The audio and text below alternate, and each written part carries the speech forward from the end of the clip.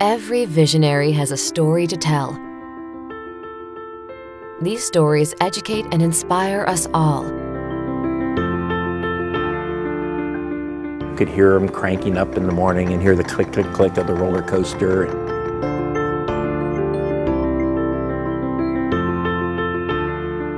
It's really feeling satisfied and feeling gratified with bringing happiness to young children, especially families. Working with people who are having a good time is so much better than any other job. Join us as we learn from these trailblazers.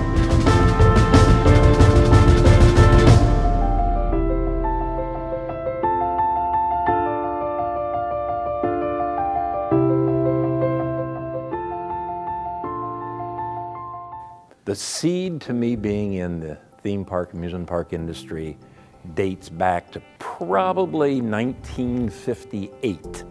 I was an 11-year-old kid living on Buckeye Lake, Ohio, and I had an old town rowboat that I used to row across the lake at 11 years old to the Buckeye Lake Amusement Park, the one that was owned by Carlin.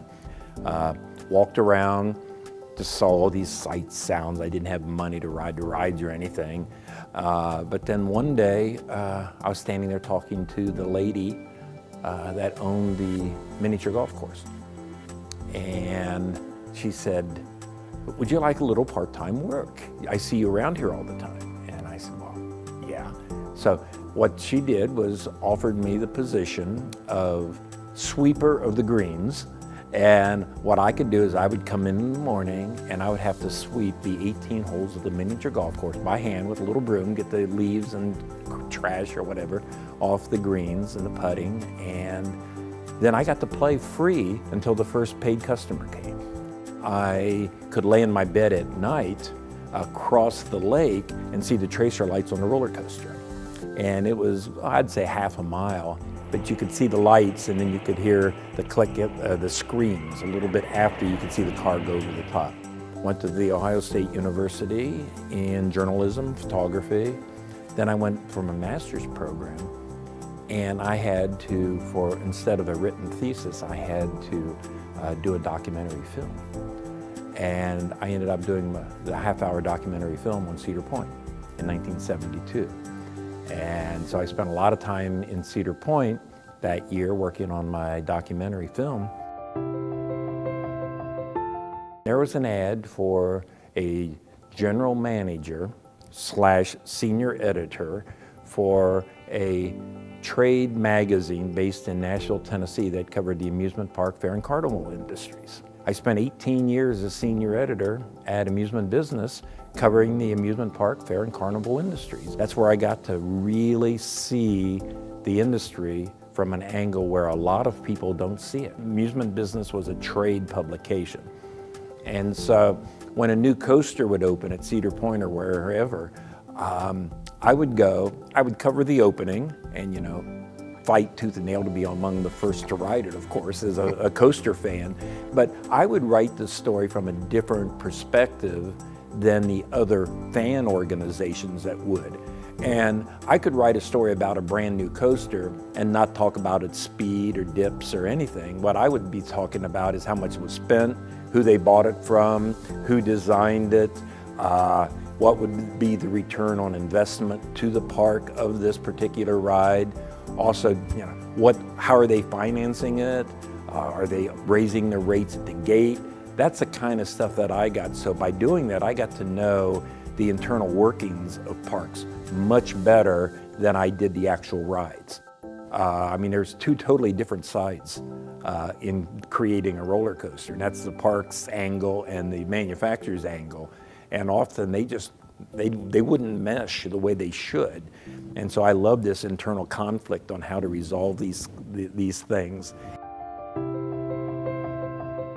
Gene Sloan, I would say he gave me my biggest break as far as being known as a person within the industry to talk to by media. And he was USA Today. He was asking me various questions about I even forget right now what company or what ride it was, because you talk to the manufacturer, they'll tell you one thing, you talk to the park, they'll tell you something different, but I was able to give both perspectives. And he says, well, what should I call you? I said, well, I'm senior editor. He says, okay. And I said, and you can always throw in expert if you'd like, just jokingly.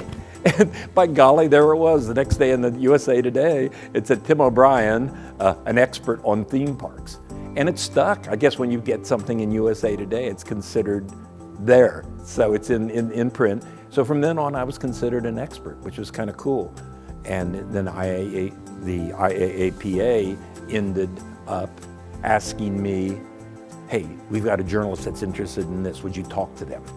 So I started becoming almost a voice piece for the association, not official, but again, as a third party, because a lot of people would call the association and said, is there somebody that's not connected to the park or not necessarily a consumer that knows what's going on that could give me the full picture? And they would almost always recommend me. I saw the industry at that time as a big playground, because I was still young enough at that point to get out and want to play in the parks. The things that I really liked about parks at that time and what I saw is the ability of park owners to embrace their customers.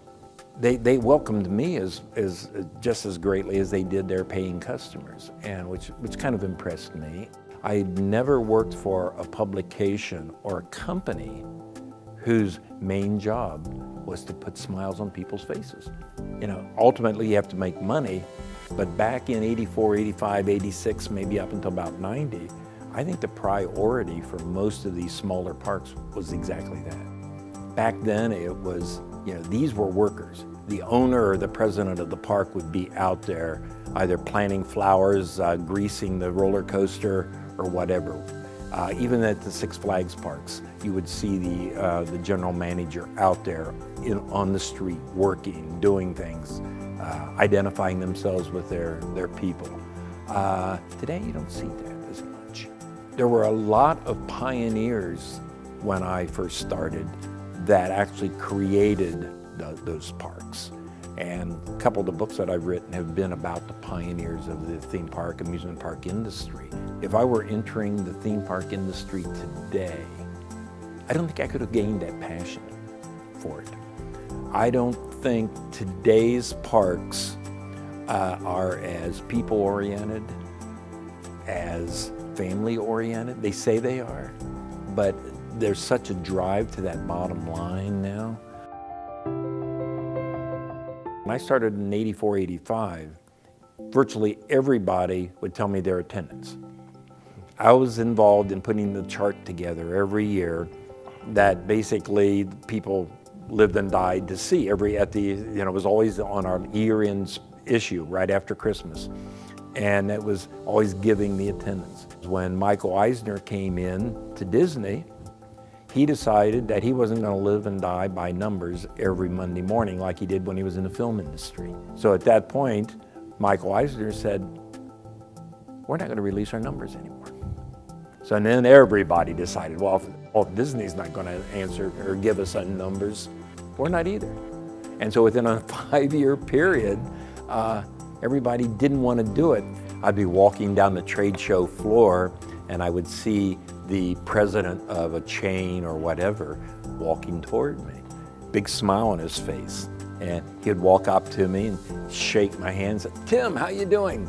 He would walk by and he palmed me a little piece of paper, and I would just open the piece of paper and it would be exactly the information that I'd need. And by the end of my tenure at Amusement Business, I was getting real numbers from virtually everybody, including Disney. And so it got to the point where our numbers were really accurate there at the end. I called my friend Bob Masterson over at Ripley's, who I had known for like 12 years. I wrote everything about Ripley, about their discovery of their building of aquariums and their expansion when Bob was building the company so strongly. And I called him and he says, all right, yeah, he said, that would be great. Come on in and set up a PR department within the company, which they'd never had. As I say, I crossed over to the dark side of PR, from legitimate journalism to hypo PR. As a spokesperson, I would start talking either about the aquariums or about the Believe It or Not museums, and constantly they'll say, well, what else do you guys do? So then I would have to cross this chasm, which was credibility chasm, and say, okay, well, not only do we have two-headed cows and shrunken heads and the Last Supper pictures made out of laundry lint, on this hand, we've got world-class aquariums. And it was really, it's difficult to keep that brand when you've got that chasm in between from one to the other. When I became a PR person, I had to start telling stories and crafting press releases that told story to the media so that they in turn could write stories to tell the consumer. And that's what I found it very hard because I had to, media didn't want to hear all the flamboyant crap. They wanted the facts, they wanted story ideas, then they would take it from there. And I think that was my largest challenge. But now that has even switched, that with the social media the way it is, with everything going so viral as it is, I am now writing just the way I was back at an amusement business. I'm writing about come on out and enjoy this, come on out and enjoy that, because most of the media now gets their story ideas from the web. The big thing that I see missing are the pioneers. The pioneers who drove this industry with new ideas and new decisions, and a lot of them by trial and error in their own parks. Everything from marketing to roller coasters to whatever. I've done stories on many pioneers who have discovered things and have pioneered something out of necessity because they owned the park. God, I got to come up with something to solve this problem. And so they pioneered that, and then the person down the road said, that's a great idea, I'm going to try that too. And then that's how I think the original pioneers in the industry became pioneers. Now, you're not seeing that as much. You're seeing engineers saying, okay, what can we come up with new? Instead of, it's not an organic movement anymore, it's a specific movement. I saw that there is a really strong correlation between the very successful people in the industry that are members of IAAPA and those that aren't members who are not as successful. And that has kind of given me a whole new perspective of the importance of an association. It has given me camaraderie within the organization as well as within the industry of knowing people who, again, I have learned a lot from. And I think the whole concept of networking is probably maybe the second or third most important thing that IAAPA can offer people, next to the educational opportunities. Unfortunately, I don't like the state of the industry as it is today. It's too corporate. Yes, there's these bright spots, these family-owned parks, these fun, but for amusement parks were originally created for fun. And again, the people who created them, the trolley parks and whatever, did them for profit, of course, but they never forgot the whole fun aspect. It was fun to go to a park. It was not stressful. I don't think the president and his vice president sit around on their Monday morning meeting and talk about what can we do this week to create more fun in our park. And they should, they really should.